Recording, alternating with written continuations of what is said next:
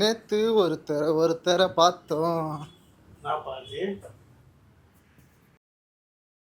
அடி ரக்கம்மா கையை தட்டு பாட்டு அட இளையராஜான இல்லாம இளையராஜாவா எடுறா அந்த மைக்க.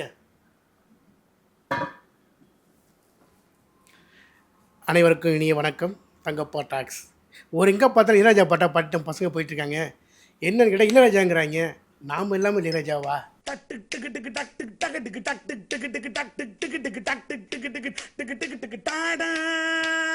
மே மாதம் 30ஆம் அன்னைக்கு இளையராஜா தன் சிம்பொனி இசையை உலக மக்களுக்காக சென்னை நேரு ஸ்டேடியத்தில் இசைக்க போகிறாரு. இளையராஜா என்ற மனிதன் நம்முடைய வாழ்க்கையில் எப்போ எங்கே இணைந்தார்னு யாருக்கும் சொல்ல முடியாது. ஏதோ ஒரு விதத்தில் ஏதோ ஒரு நிலையில் நம்ம அந்த பாட்டோடு நம்ம வாழ்க்கையை வாழ்ந்துகிட்டே இருப்போம். சோகம், இன்பம், துக்கம், துயரம் எங்கே இருந்தாலும் இளையராஜா இருப்பார். ஒரு மகிழ்ச்சியான தருணங்களை நம்ம அது கேட்க பாடல்களாக இருக்கட்டும், இல்லை சோகமான தருணங்களை அந்த பாட்டாக இருக்கட்டும், நம்மளை அமைதிப்படுத்தியோ சாந்தப்படுத்தியோ நம்மளை என்ன சொல்கிறது, இயல்புநிலையை கொண்டு வரதுக்கு இசை முக்கியமானது. அது குறிப்பாக இளையராஜா இசை. 80ல் பிறந்த என்னை போன்ற ஆள்கள் பாடல்களை கேட்டே வளர்ந்த தலைமுறையாக இருந்தோம். ஏனென்றால் ஒவ்வொரு பாடலுக்காக தேடி அடைந்த காலங்கள் உண்டு. அந்த பாடல்கள் நம்முடைய எப்படி நம் வாழ்க்கையோடு இணைந்தன என்றதை நாம் நினைத்து பார்க்கிறேன். எல்லா திருமண விழாக்களிலும் பாடல்கள் பாடிக்கொண்டே இருப்பார்கள்.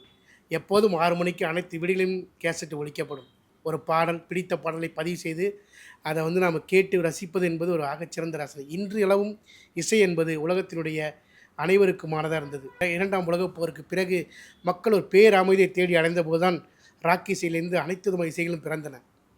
ஆனால் இந்திய சுதந்திரத்துக்கு பிறகு ஆக்கிரமித்த இந்தி இசைகளை எல்லாம் தள்ளி இளையராஜா என்ற ஒரு மனிதன் தமிழ் இசையை இந்த உலகத்துக்கு கொண்டு சேர்த்தான். அதாவது எந்தவித துன்பத்திற்கும் ஒரு வடிகால் உண்டு, அது இசையின் மூலமாகத்தான் என்று நிரூபித்தார்.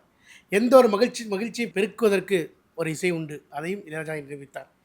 இப்படியான இந்த சூழலில் நாம் ஒரு இளையராஜா பற்றியான நிகழ்ச்சியை நடத்தலாம்னு நினச்சிருக்கோம். ஒன்றும் இல்லை, எல்லாம் சேர்ந்து பாடுவோம் வாங்க. அதாவது சேர்ந்து இசையும்பாங்க, அந்த மாதிரி தான் எல்லோரும் சேர்ந்து பாடல்களை பாடுவோம். இசை நம்முடைய குரலாகவே இருக்கட்டும், தாளங்களும் தொடைகளாகவே இருக்கட்டும். விரைவில் அதற்கான ஒரு தேதியை நாங்கள் சொல்கிறோம். எல்லோரும் கூடுவோம், வாருங்கள், இசையை கொண்டாடுவோம், இளையராஜாவை கொண்டாடுவோம். மன மகிழ்ச்சி திளைத்து மறுபிறவி எடுத்து மீண்டும் ஒரு புதிய உற்சாகத்தோடு நாம் தொடங்குவோம். நன்றி, வணக்கம். ஜாலியாக பேசுவோம், ஜாலியாக பாடுவோம்.